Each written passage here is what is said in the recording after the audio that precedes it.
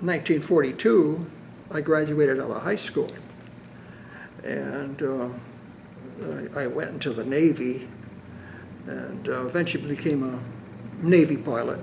Oh, you did? Mm-hmm. What'd you fly? TBMs, a torpedo bomber, and I made 14 landings on a carrier down in the Bermuda Triangle, before it was the Bermuda Triangle. Yeah. The TBM was the General Motors version, right? So there was two, TBF, TBF, there you go. and that was Grumman, Right. and then General Motors took over, and they made it a TBM, I think, or Martin. TBF was the Avenger, right? Yeah, and that was Grumman. I think that was Grumman. You're right. That is. I was just reading about that. Uh-huh. So, well, where were you when World War II started? December 7th, 1941. Where were you? I was working with my dad in the yard. Okay. When that started. In California. In San Fernando. San Fernando. Yeah. And how did you hear about it? well, somebody come out and says the Japanese have bombed Pearl Harbor. Right. So what did you do? Well, I didn't do a lot. I was still pretty young. In '38, I was, I was born in '23. Like a junior in high school, I guess, Yeah, or sophomore? coming up, yeah. How did you decide to join the Navy? I was walking down by the post office, and it said, college graduates, you can become a Navy pilot, providing you can pass a 2-year college equivalency test. Right.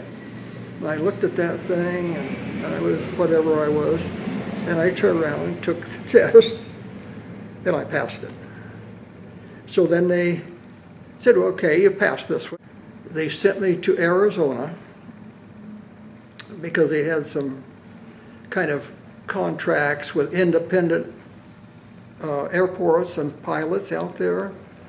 And I was playing soccer, and I ran into a guy that was tougher than I was. And when I got up, this arm here was out here. That's not good. Not good. Kept me out of everything from then except the program. I had the best grades in that class. And I thought, well, they're going to toss me right out of here. And so I went in, and I said, well, I'm probably going to get tossed out. No, they said, no. They said, you have the best flying grade in the class, and you're second in the class in navigation, and you can still punch the gas on and off. Right. So, were you in a pilot training program at that time? Uh-huh. Yeah. All right. And where was that? That was in Wickersham Airport out in Stafford, Arizona.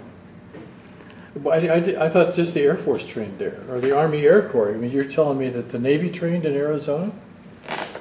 They were just a flying school. There were civilian pilots. There were civilian instructor pilots. Yeah, it was civilians.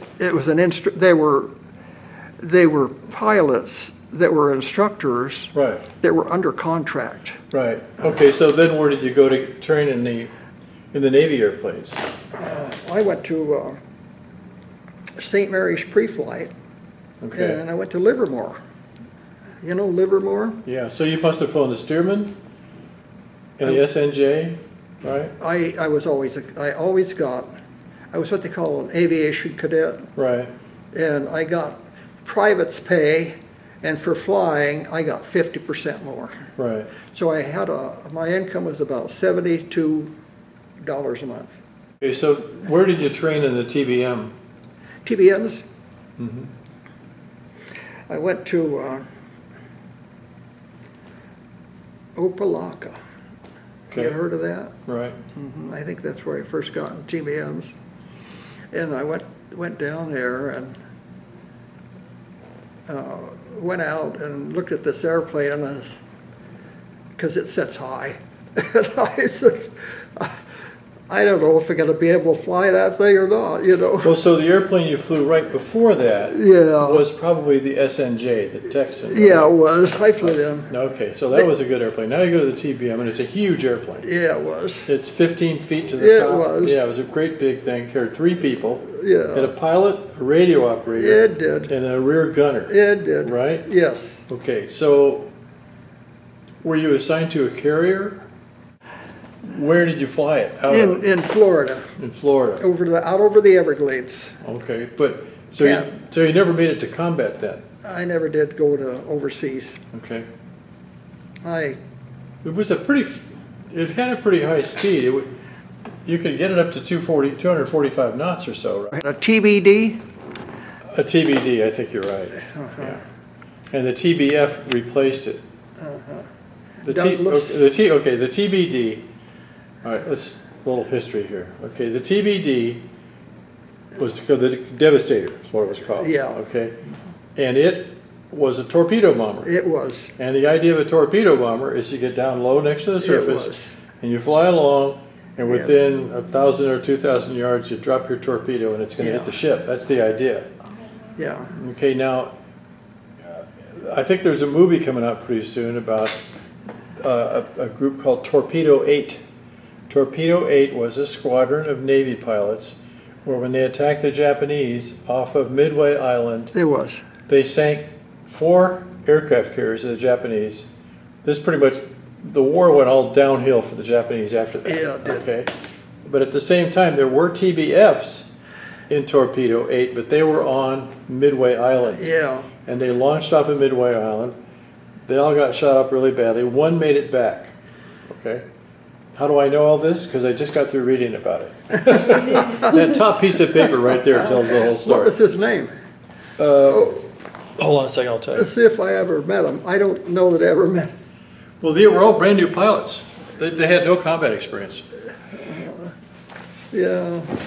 Let's see. Harry Ferrier was one. And then there was George Gay, who was in the TBD. That guy, that name comes up. Okay, George Gay was the sole survivor of the TBD squad. That's why it comes up, for me. And then the other guys were, let's see. Okay, there was well, you wouldn't know this guy. Ensign Albert Ernst was a 25-year-old flying the TBFs. And there were quite a few, almost all these guys got shot down. Oh yeah, they did. It had a 54-foot wingspan. Yes. It was 15 feet high. It had a Wright Cyclone 2600R, 1,900 horsepower. Could carry a 2,000-pound torpedo.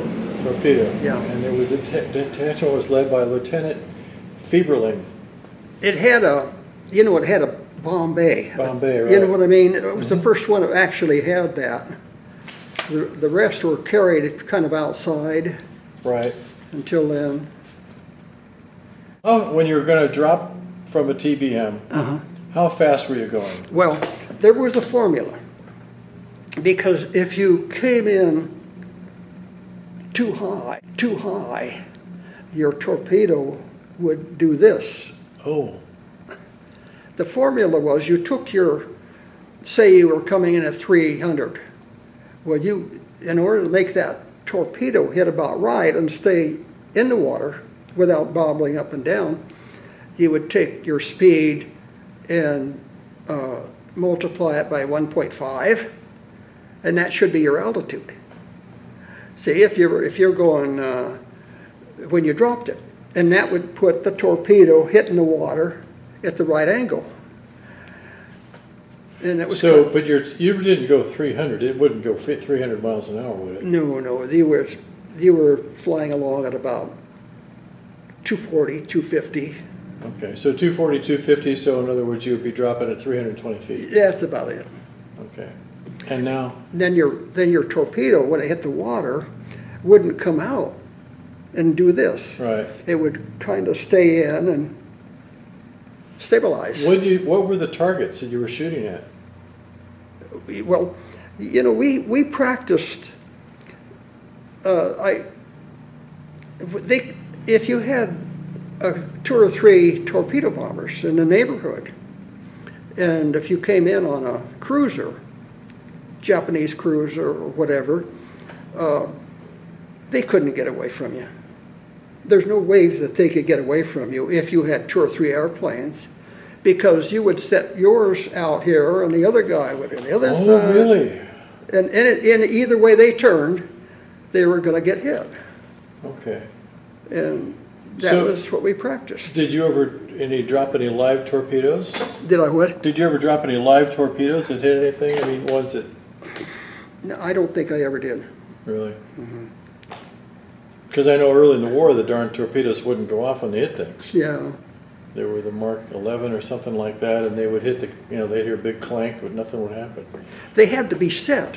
Right. You know, I had a gunner, and I had a radio man, and they had to make that torpedo on. They had to turn it on. You know, there was a way to activate it. So you never actually dropped a live torpedo then? I don't remember. Yeah. I was kind of wondering, because after you dropped the torpedo, what were you supposed to do? Here's the ship. Well, you're coming like this. You're supposed to drop your nose. Right. And stay fairly low. Right. And try to get away, because your ships are coming this way. Right. And you come in and you're dropping your torpedo a little bit ahead of him. Right.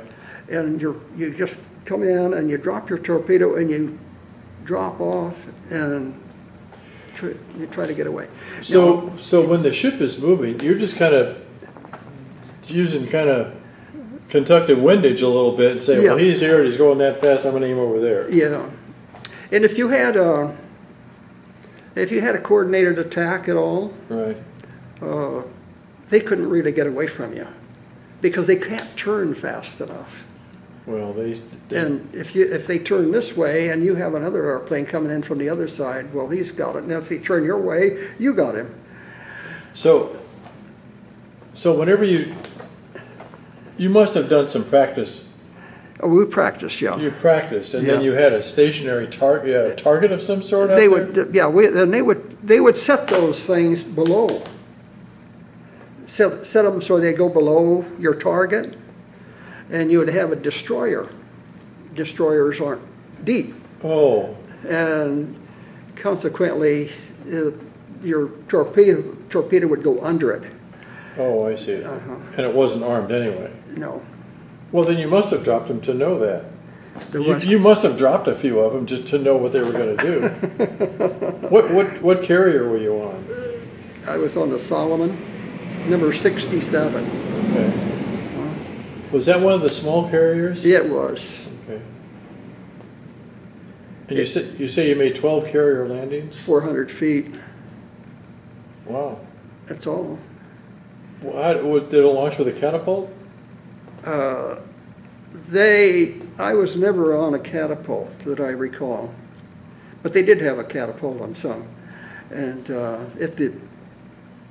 But I always took off.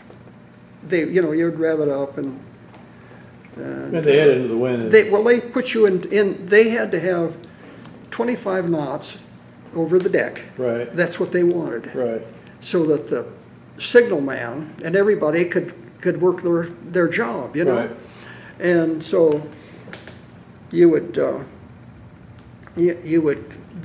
put the airplane into the wind. Right. Or the carrier into the wind, and then they would work it so you had about 25 knots over that thing, and then the signal man could do what he did, up, you're down, speed it up and stuff. Did the airplane have a tendency to kind of go off the end of the deck and sink down to the water a little bit? It would.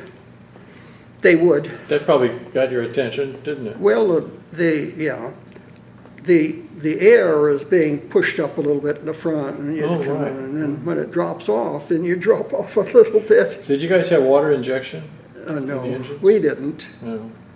And who used the water injection? I forget who did, but somebody did. A lot of them.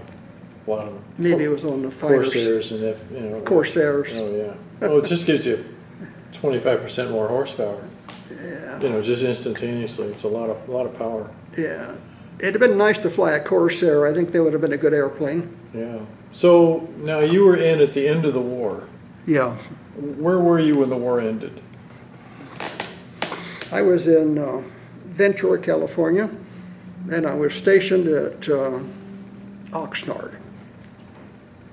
That's where they had us. They had a squadron of us at Oxnard Airport. Okay. And so how did you find out the war ended? All right. Well, how did you find out about the atomic bomb? I'm trying to think. I don't recall, except that I knew they had one. Yeah. I had mentioned that to somebody. I think it was my dad. Which squadron were you in? Do you remember the squadron number? No. Air Group 98, I think, was the thing. It was always off Florida. You know, out around the so-called Bermuda Triangle thing. Right, sure. Yeah. Well, why were you on the West Coast? Well, they took us and they sent us to Oxnard. Right. And that was a pilot pool. And they had a pilot pool there. And so they needed a TBM pilot. And so we had at Santa Barbara they had fighter planes. At Oxnard they had the torpedo bombers. But so you must have got there just before the war ended. Yeah, I did. Okay. Yeah. And when were you discharged? When did you get out? Well, it was kind of strange because I went out right after the war. As far as flying goes, they took us down to Brownfield. You know where Brownfield is? Oh, yeah. That was the last place I flew in the Navy, and after that they. Where'd you fly there? TBMs. I think it was TBMs they had there. Navy was like late 1945. What'd you do then?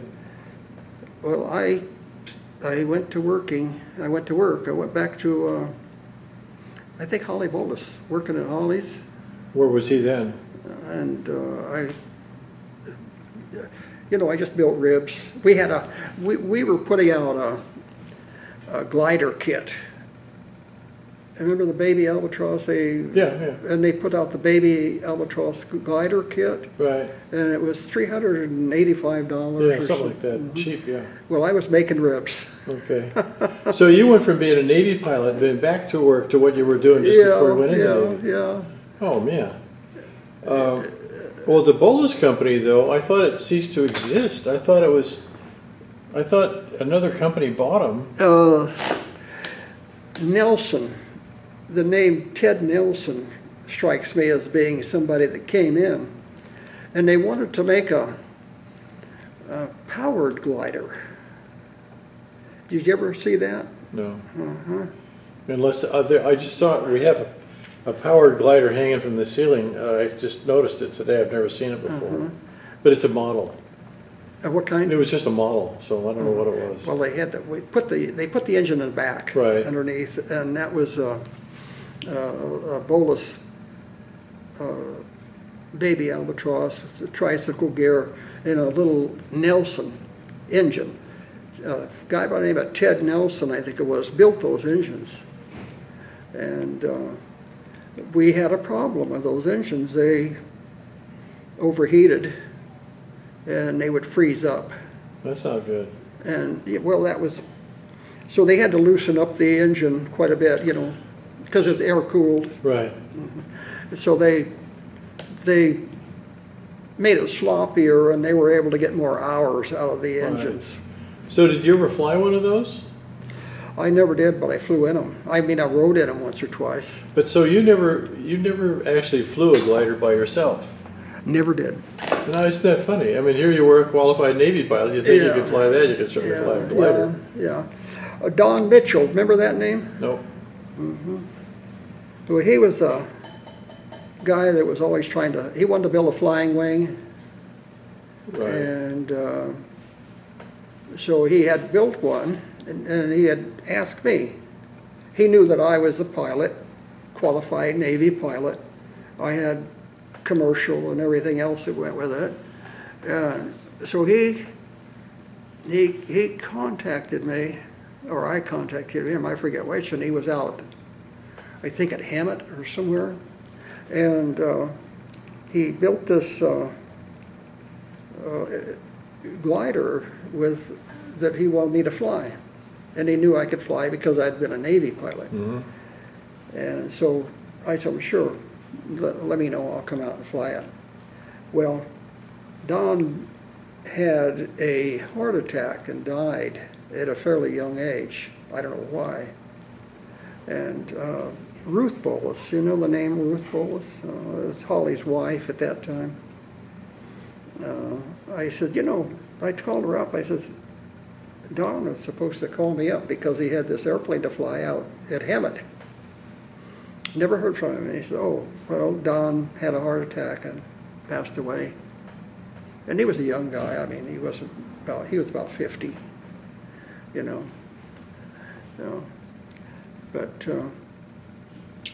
so you didn't continue in an aviation career after the Navy. You didn't fly anymore. I went to college. Went to college. What you got a degree in something? Yeah. What? I have a degree in agricultural things. Oh, I see. I went to Davis. You know Davis? Yeah. I went to Davis. Oh, that's right. She said you had a Christmas tree farm. Yeah. You had all sorts of stuff in Valley Center. Oh, Yes. yeah. I went to Davis and I went to Berkeley. Oh, wow. I took courses in those places. Okay, so your last relationship with Bolus was shortly after the war for some short period of time, I guess. Yeah. Well, you know, Holly Bolus never had much money. Right. You know, he was the guy who just didn't have money. He said money was made to spend, and he was always kind of behind. Yeah. And and so he ended up working for Howard Hughes. Yeah, you said that. But he died young, I know that. Did he die young? Yeah, he died pretty young. Well, I was the guy who told him To go to work for Howard Hughes because of mold design. Because they were running some ads. Yeah. And I always read the ads, you know, because I was working for Radio Plane. Remember Radio Plane? No. What was that? They're still active. What is it? They're a company that built. When I was there, we built a little flying wing, and it was radio directed. They were using them for target practice in the artillery. Really? And it had a little Kekoffer. Remember that Kekoffer company that put out outboard motors? Right. Yeah, and it used a Kekoffer. Yeah, the Kekoffer. Yeah, I forgot about that. That's from a long time ago. Yeah. I'm having problems with that too. And anyhow. Well, tell me, I want to know some more about that TBM airplane. Yeah. How much different did it feel than flying a T6 or an SNJ? SNJ? Yeah. SNJ. But it must have been a completely different feeling. SNJ, you had to keep up with it. TBM was easier to fly. Really? Because it's so much bigger and slower? Well, it was just because it was bigger. And big engine too. Yeah. Big 54 foot, I think. Yeah. And it had a big wing on it. Yeah. You know, and it wasn't nearly as responsive as a J. How high could you fly it? How high did you get it? Well, I'd been up to 30,000. Really? Yeah. Had to put the thing on. Yeah. I went over to Miami one day And one of the things I had to do was wear oxygen. And I'm sitting up there, Oh, I bet. freezing to death. I'll bet. I'm looking at Miami and I'm thinking, you know, it's 95 down there, but it's minus 80 up here or whatever it was. Did you have any sort of a gun sight? The what? Did you have a gun sight in it? Because it had guns, right? It had. There were on the TBM, we had a turret on top. You know, Right. actually 50 calibers. Right. And we had I think a 30 caliber gun down below, a little turret stick Right. out, Mhm. so that the Japanese couldn't come in under us. Right. And that But kept, didn't the pilot have 2 guns up front? I think we did. Yeah, I think he had 2 30 calibers up Yeah, there. I never fired them. I don't ever recall firing them except once down there in southern, at Opelika, Florida. I think I fired them once. In a dive or something like Yeah, that? we did. Yeah, exactly. And I was. Did you hit the alligators?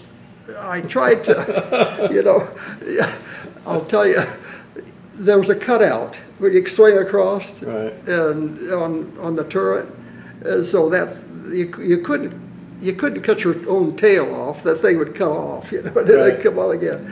Well, but on the forward guns, which I never did use, I don't think, but I think I did. One day we went out and practiced, and it was tried to come down and try to hit something, Right. and I wasn't very good at that. Yeah. Well, was there a gun sight? Yeah, What they used for what was the gun sight? it was just a visual gun sight thing. Like a ring or something? Yeah, and we never did that. I never did it enough to be good at it.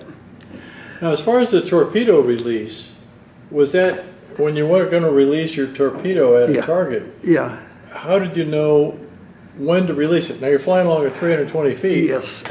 How do you know when you're going to release it? Well, you have your radio man, and he activates your torpedo, Sure. sets it up, and you would come down. You'd come down, and you would come down like that, and you'd level it out. You didn't, because you want your speed, and you want that torpedo to come out Right. and hit the water and stay underneath. You didn't want it to do this. Sure. So you would, that was what you did. You worked your speeds, and if you're at 300 feet altitude, you would want to drop it at 400 plus feet. But we weren't that low. We weren't that high. We were always pretty close to the water. Okay, but how did you know how far away from the ship to shoot? I don't know. Oh, well, for one thing, we didn't worry too much about. The ships can't maneuver. Right. And so if you have a guy coming in and he drops this torpedo, it's going to go straight. Right. And the other guy, we tried to coordinate. You'd have another guy coming in from the other side, which, by the way, we only practiced once. That was it. Too dangerous. It was too dangerous to do it but one time, because the other guy is theoretically, he's aiming for the same spot that you are, but he's coming in from the other side. And that is scary. It was scary to me too, because it was like that when you, Sure. Right. you know, and it says, that's it. You've done it. That's it. Well, and I guess when they figured out when you got out to the fleet, you would have training when you got out into combat area. You'd learn more when you got there. Sure. But you're theoretically, you're coming in you're looking at the same spot. Yeah. Yeah. And, you know, you're coming down at about 300 knots. You know. So when you would fly, usually on flight of 3 airplanes together? Or? Yeah, we would fly 2. We flew a lot of 2, and we were just opposite the Air Force. Now, the Air Force flew above, I think, if I recall. We flew below. No, the Air Force flew below. Yeah. The British flew above Yeah. in formation, and the Air Force flew below. So. And so we flew just below. Yeah. So you would fly with like 4 airplanes, 2 in front and 2 on the wing down here somewhere? Yeah. Okay. And then your gunner in back, he'd be scanning the sky. What did the radio operator talk on a radio, or did he use teletype? Oh, they talk. We could talk on ours. Oh, they had a tube. You know. Oh. You could talk between them. But the radio operator, when he would use the radio, did he use a teletype, or did he? I don't remember. Okay. I don't remember. We could, you know, we were trained on how to pick up, to blind fly, you know. They had a dot-it type of thing. And if you want to fly a beam, you would come in and you'd intercept it and you'd work it out and go on in on a beam. So, and they had the same type of thing for a ship. They had a kind of a thing that could orient you to on a carrier or something. So was that the radio guys? Yeah, well, it was a signal that was sent out. Right, no, but I mean, when you were flying towards the ship, if you went to the right, it would do one thing. If you went to the left, yes, it would do another exactly. thing. Yeah. You get a da-da, and then the other side is did. Right. And if you got the two together, it was this constant signal. Oh, that's how it worked. Oh, wow. So if you're right on the beam, it's just it's a hum. And if you get on one side, then you get something, and if you get on the other side, you get the other. Put the two together, you're on the beam. That's why they call it the beam. Remember the beam? Or they say you're on the beam. You know, when I was in college, a friend of mine's dad had flown B-17s in World War II. And he explained that same thing to me about 50 years ago, and I didn't understand it. Now I understand it. Is this the first time you understand it? Yes. Oh, good. I'm good. Your day isn't lost. No, for sure. Well, let's see. Now, I mean, the information about bolus is interesting me, but the more interesting to me is about the TBM, because I just don't know many. I know things about fighter planes, but I didn't know much about them, and it's just a coincidence that I happen to be reading this article about the other survivors of Torpedo 8. Because, you know, Torpedo 8 was a squadron where we always thought everybody got shot down except for George Gay. How high could you fly it? How high did you get it? Well, I'd been up to 30,000. Really? Yeah, had to put the thing on. Yeah. I went over to Miami one day, and one of the things I had to do was wear oxygen. And I'm sitting up there, freezing to death. I'll bet. I'm looking at Miami, and I'm thinking, you know, it's 95 down there, but it's minus 80 up here, or whatever it was. Did you have any sort of a gun sight? The what? Did you have a gun sight in it? Because it had guns, right? It had. There were on the TBM. We had a turret on top. You know, actually 50 calibers. Right. And we had I think a 30 caliber gun down below, a little turret stick out, so that the Japanese couldn't come in under us. Right. And that But didn't the pilot have 2 guns up front? I think we did. Yeah, I think he had 2 30 calibers up there. I never fired them. I don't ever recall firing them except once down there in at Opelika, Florida. I think I fired them once. In a dive or something like that? We did. Yeah, exactly. And I was. Did you hit the alligators? I tried to, you know. I'll tell you, there was a cutout where you swing across, and on the turret, and so that you couldn't cut your own tail off. That thing would cut off, you know, and then it'd come on again. Well, but on the forward guns, which I never did use, I don't think, but I think I did. One day we went out and practiced, and it was tried to come down and try to hit something, Right. and I wasn't very good at that. Yeah. Well, was there a gun sight? Yeah, What they used for what was the gun sight? it was just a visual gun sight thing. Like a ring or something? Yeah, and we never did that. I never did it enough to be good at it. Now, as far as the torpedo release, was that when you were going to release your torpedo at a Yeah. target? Yeah, How did you know when to release it? Now, you're flying along at 320 feet. yes. How do you know when you're going to release it? Well, you have your radio man, and he activates your torpedo, Sure. sets it up, and you would come down. You'd come down, and you would come down like that, and you'd level it out.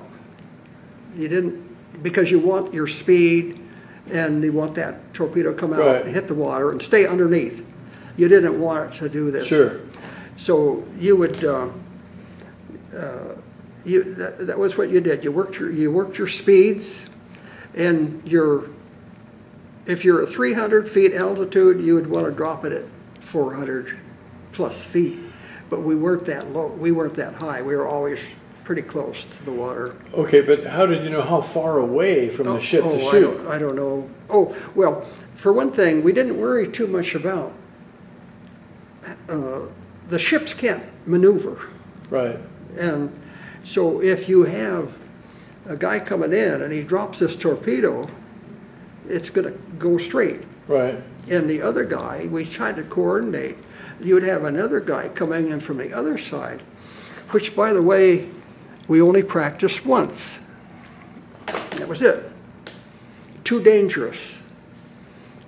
It was too dangerous to do it but one time, because the other guy is theoretically, he's aiming for the same spot that you are, but he's coming in from the other side. And that is scary.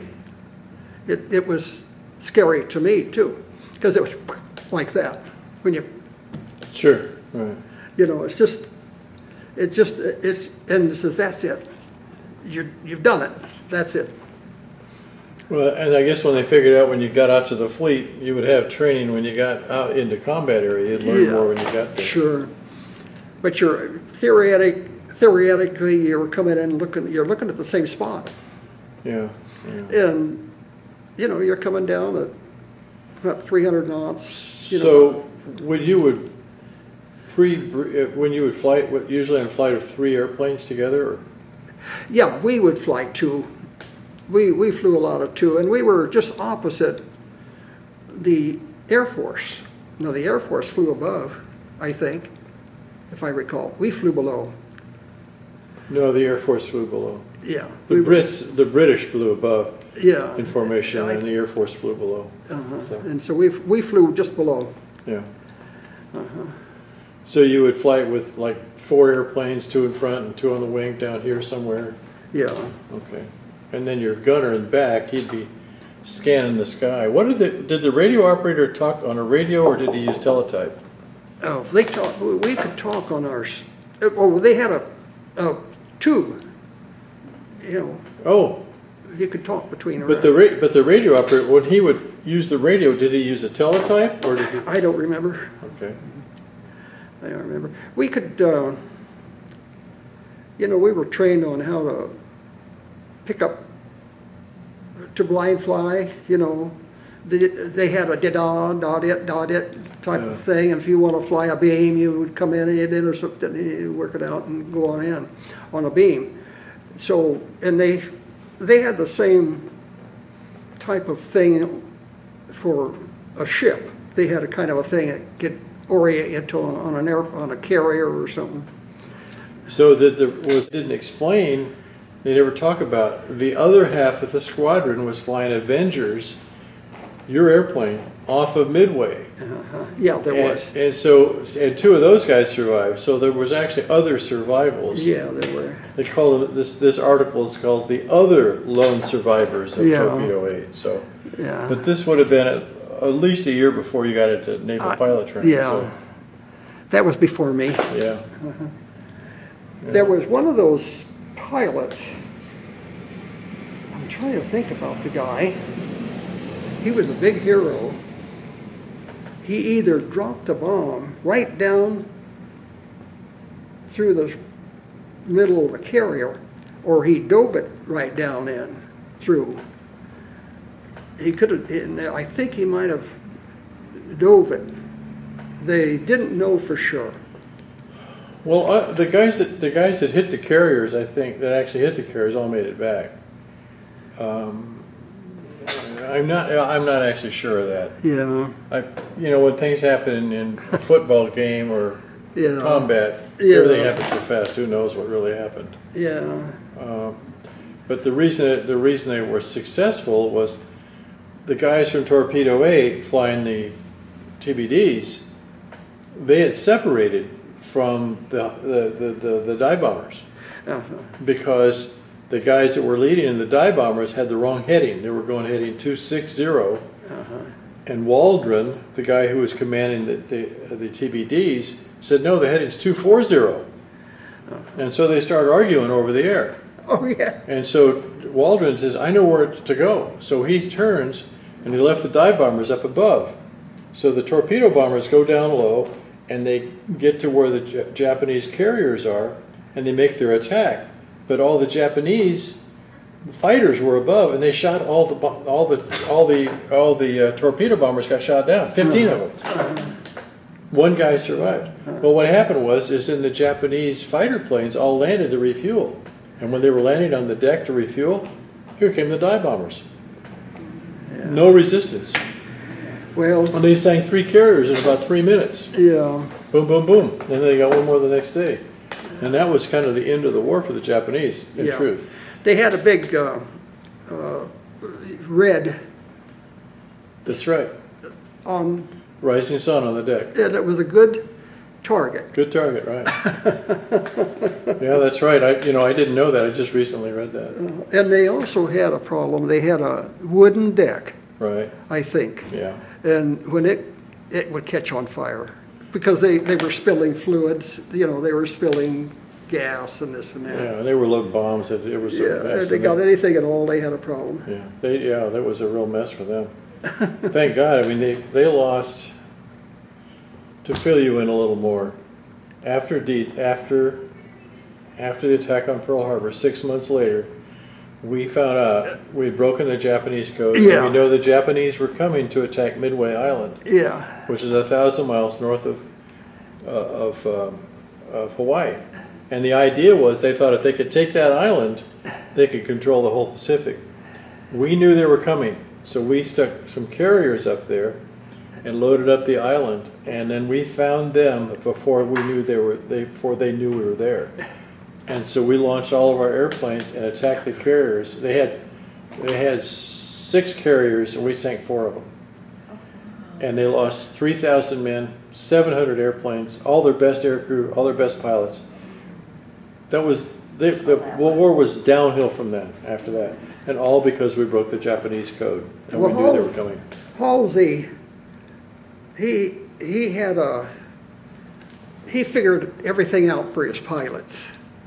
And he would come in and he would set them in one direction and he would turn and he would figure out how much fuel he had and where he could meet them.